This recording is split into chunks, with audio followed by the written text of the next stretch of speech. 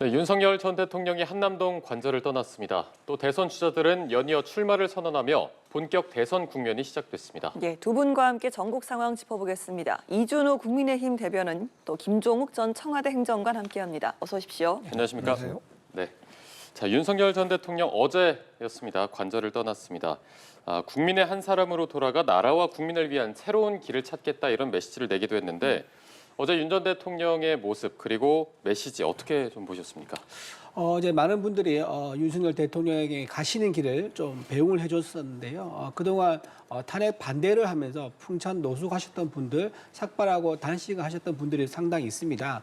탄핵에 반대했던 분도 우리 국민이고요. 탄핵에 찬성했던 분도 우리 국민입니다. 모두 우리 국민이라는 면에서 윤석열 대통령 배웅 사저로 옮기는 배웅한 자리에 계셨던 그 국민들에 대해서 지나친 비난은 좀 자제한 게 맞겠다는 생각이 좀 들고요.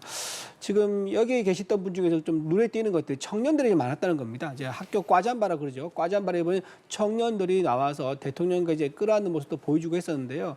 모두 다 자발적으로 나오셨다는 면이 좀 눈에 띄는 것 같고요.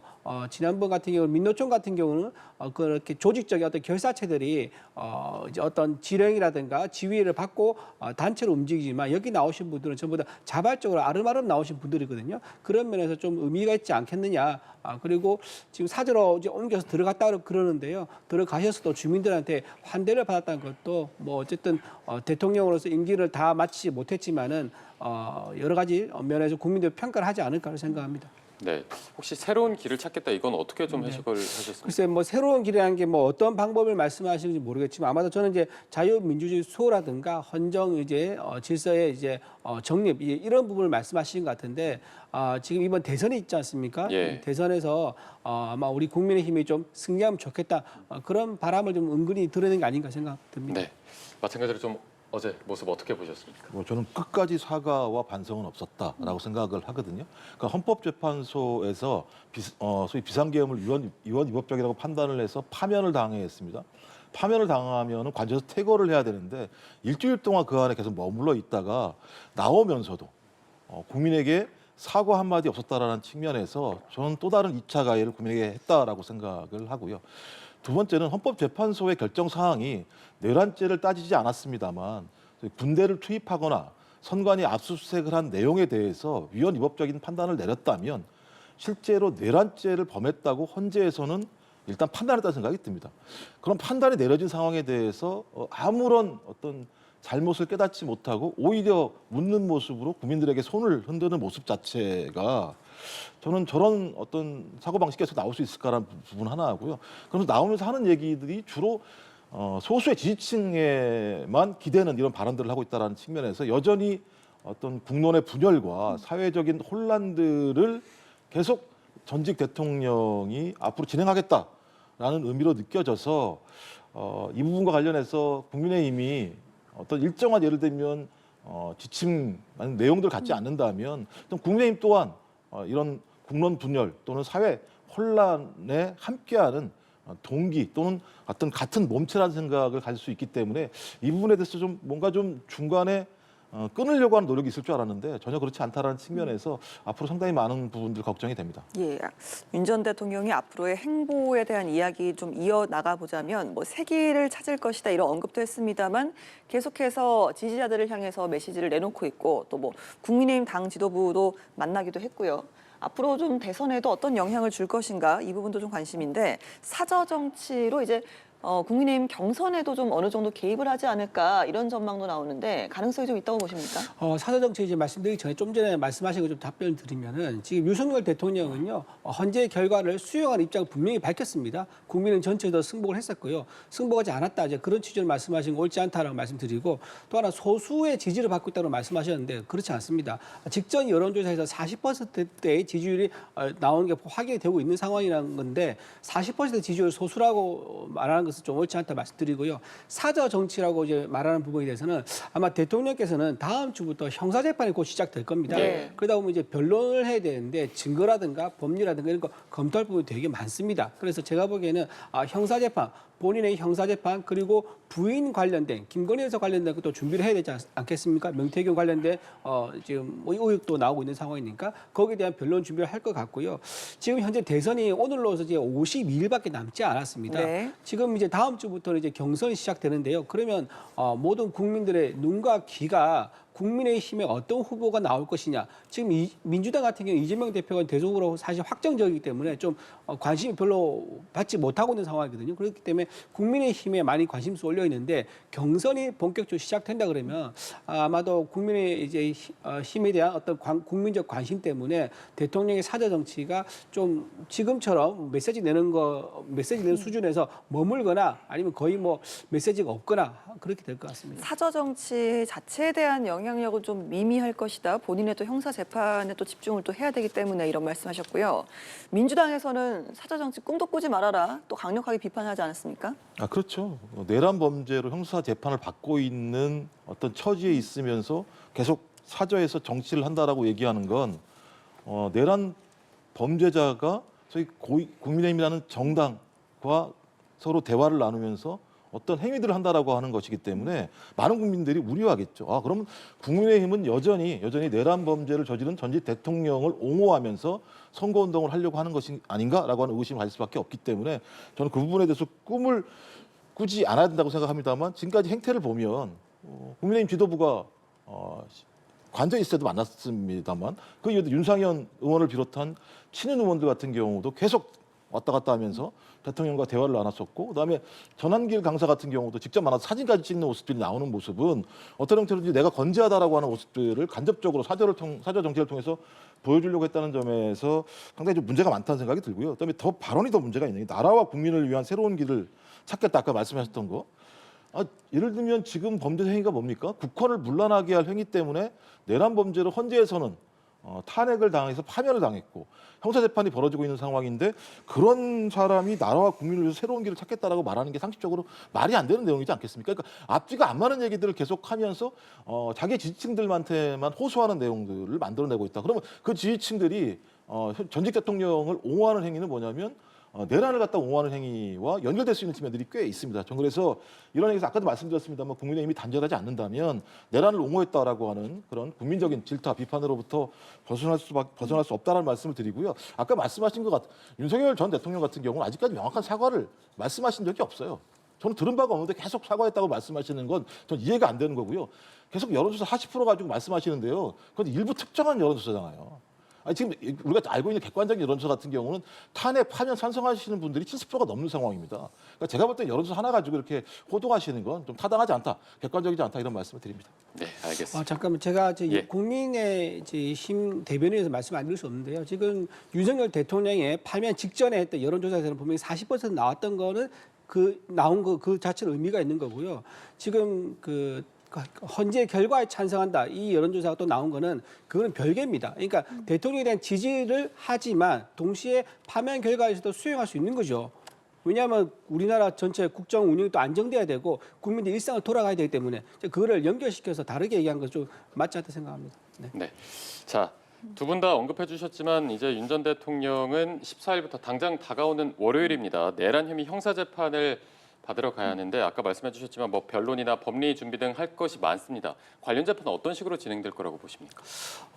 일단 뭐 김건희 여사도 문제돼 있고 그다음에 이제 아마 검찰에서 소환을 하는 일정이 얘기 나오고 있는데요. 저는 이번에 검찰이 소환하지 않을 가능성이 좀 높다고 봅니다. 왜냐하면 지난번 선례가 있는데요. 이재명 대표가 경기도지사 시절에 도지사 시절에서 바로 대선주라 이제 후보가 됐었거든요.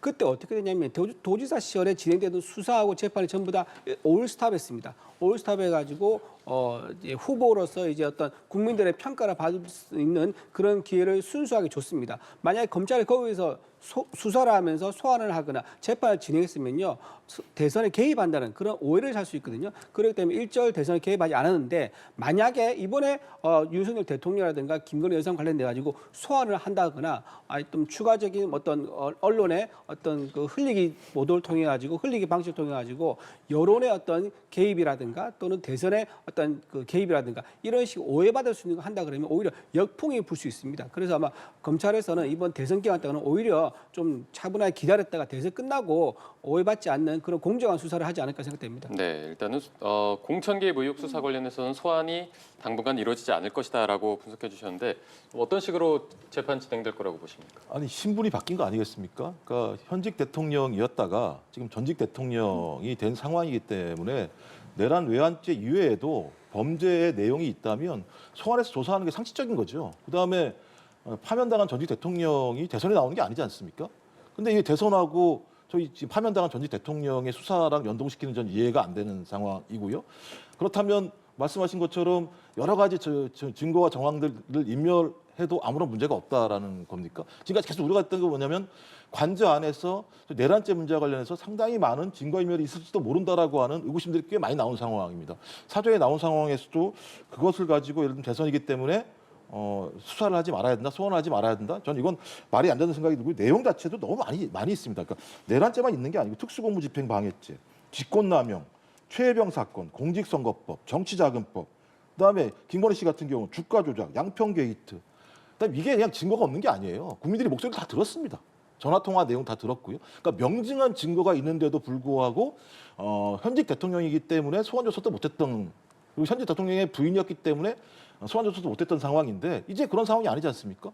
그렇다면 당연히 수사하는 것이 검찰 또는 경찰이 해야 될 역할인 거죠. 좀 그렇지 않다면 본인을 임명했던 전직 파면당한 대통령에게 충성하기 위해서 소환 조사하지 않는다라고 국민들이 비판할 수 있는 거 아니겠습니까? 저는 그런 측면에서 원칙에 따라 그다음에 수사 절차에 따라서 소환해서 조사하는 것이 타당하고 또 국민들이 요구하는 바라고 생각합니다. 알겠습니다. 만약에 그렇게 되면요, 김정숙 여사도 마찬가지입니다. 김정숙 여사도 그러면 소환 조사를 해야 되고 문재인 전 대통령도 소환 조사를 해야 됩니다. 근데 하지 않습니다. 왜 안 합니까? 이게 대선에 개입될 수 있기 때문이거든요. 그리고 또 김정숙 여사는요, 서면으로 했습니다. 소환에 원래 요청했지만 소환에 불응해서 이게 서면으로 했기 때문에 아마도 지금 한다 그러면 김건희 여사도 서면으로 할 가능성이 좀 있다고 할 수 있지만 소환 조사는 카메라 앞에 서는 거기 때문에 이거는 예. 대선 개입 의혹이 있어서 아마 형평성 차원에서 하기 어려울 거다 그런 겁니다. 네, 이젠 좀 대선 이야기로 넘어가 보도록 하겠습니다. 얼마 남지 않은 대선을 앞두고 대선 주자들이 이제 속속 출마를 선언을 하고 있습니다.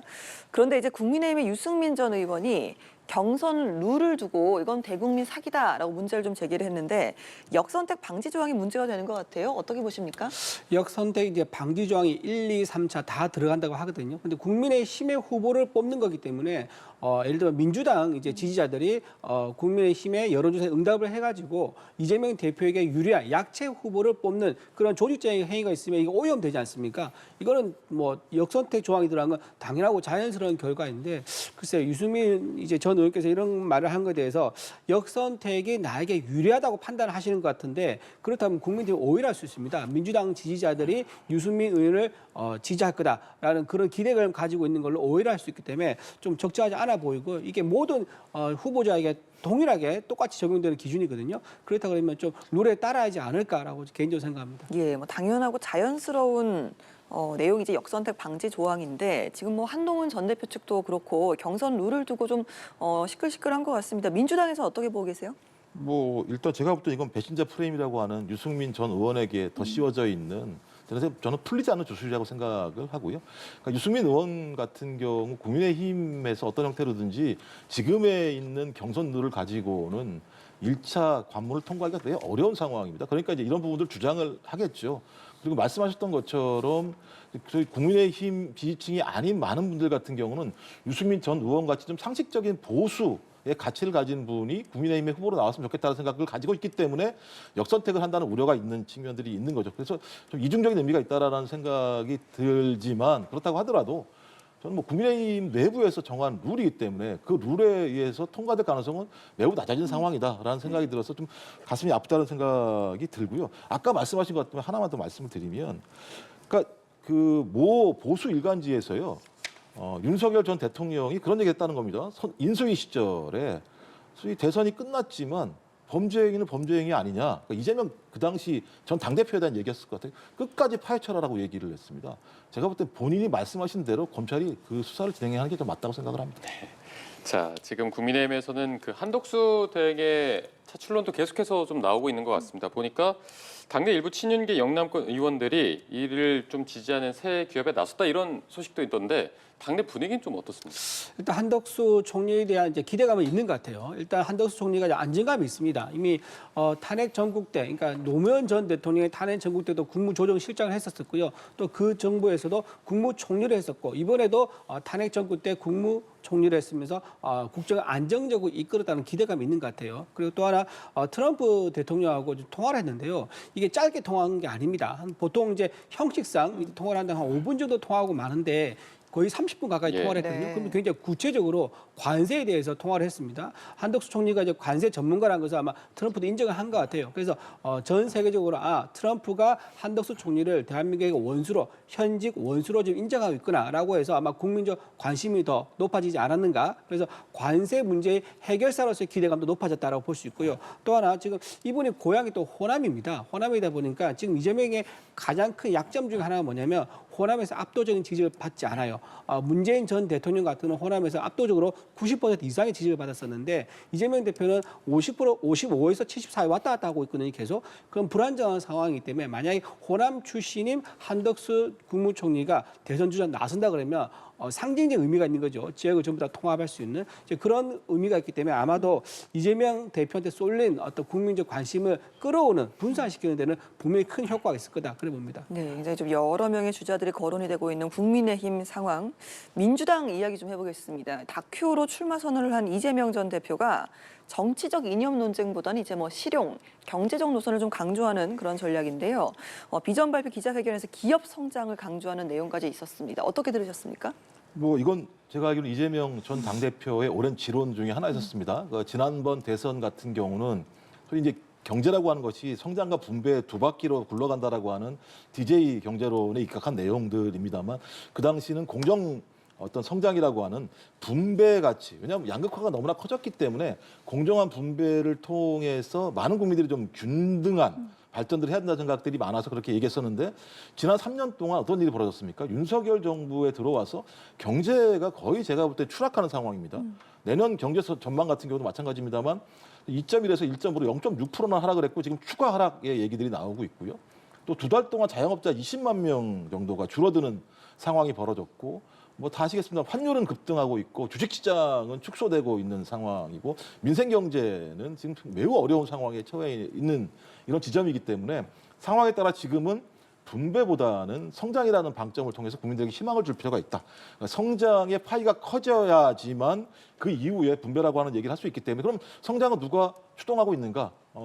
대한민국 같이 수출 주도 국가 상황에서는 기업이 그걸 추동할 수밖에 없기 때문에 만약 차기 정부가 된다면 기업에게 많은 투자와 지원을 통해서 성장의 발판을 마련해주고 그 성장을 통해서 나오는 과실들을 다 함께 나누는 부분과 관련해서 성장 중심이라고 하는 비전을 말한 것 같고요. 또 많은 국민들이 이걸 바라시는 것 같습니다. 지금 너무 사는 게 어렵기 때문에 어떤 형태로든지 내 지갑이 조금 더 커졌으면 좋겠다. 그러기 위해서는 우리 경제가 좀 앞으로 성장해야 되는 거 아니냐 이런 어떤 희망과 기대들이 있기 때문에 그런 기대에 부응하는 차원에서 이재명 전 당대표 같은 경우는 성장과 분배라고 하는 두 가지 바퀴 중에서 이번 상황 앞으로 5년의 상황들은 성장에 포커스를 맞춰야 된다라고 판단을 하고 그것을 가장 중요한 화두로 제시한 것이 아닌가 생각을 합니다. 저는 좀 많은 국민도 좀 갸우뚱했을 거라 생각을 합니다. 왜냐하면 이재명 대표가 과거에 한 말이 있습니다.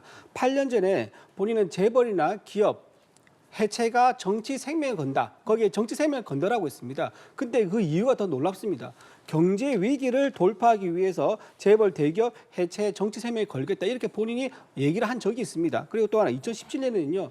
전 국민 토지 보유세를 신설해 가지고 전 국민에게 토지를 배당했다고 했습니다. 이게 사회주의적인 발상이거든요. 이렇게 기업 성장보다는 기업한테 뭔가를 뜯어내는 방식으로 경제를 이끌어 가겠다고 하는 정부의 개입 큰 정보를 지금 얘기하고 있는데 이게 오늘 좀 말할 때는 또 기업 성장을 얘기하고 있거든요. 그러니까 과거의 이재명과 지금 이재명이 다른 모습에 대해서 많은 국민들이 갸우뚱할 거라고 생각하고요. 또 하나 방금 윤석열 정부의 경제 어떤 성과에 대해서 좀 폄하하는 말씀하셨는데요.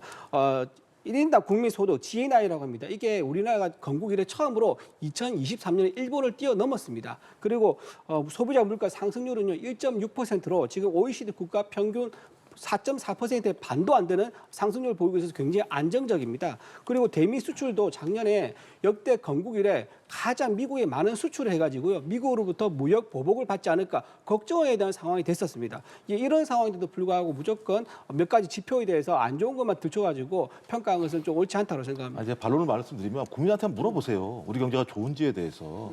국민들이 얼마나 힘들어 하시는데요. 그러니까 국민의힘이 국민에게 공감을 못하니까 문제가 생기는 거예요. 지표를 계속 말씀하시는데 왜 맨날 좋은 지표만 말씀하십니까? 지표는 좋은데 왜 국민들 이렇게 힘들어합니까? 국민들 안으로 들어가 보세요. 지금 아우성입니다.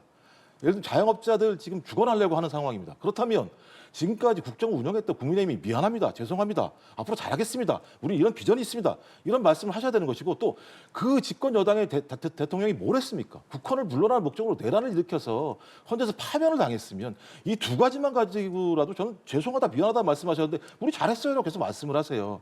전 그러면서 퍼달라고 할 수 있습니까? 좀 제가 볼 때 진짜 국민의힘 대변인이시니까 좀 당에 가셔가지고요. 국민 속에 한번 들어가 보시라고 그러세요. 국민들의 지금 목소리가 어떤 목소리인지. 혹시 여기 반론을 좀- 해야 될까요? 네, 예, 하시겠습니까? 지금 국민들이 이재명 대표에 대해 가지고 있는 불안감에 대해서 좀 생각을 좀 하셔야 됩니다. 이재명 대표 뭐라고 했습니까? 정치 권력은 잔인하게 행사한 거라고 했습니다. 그러면서 문재인 대통령은 너무 착해서 문제라고 했습니다. 그리고 정치 보복은 몰래 하는 거라고 했습니다. 그 둘이 합하면 무슨 말입니까?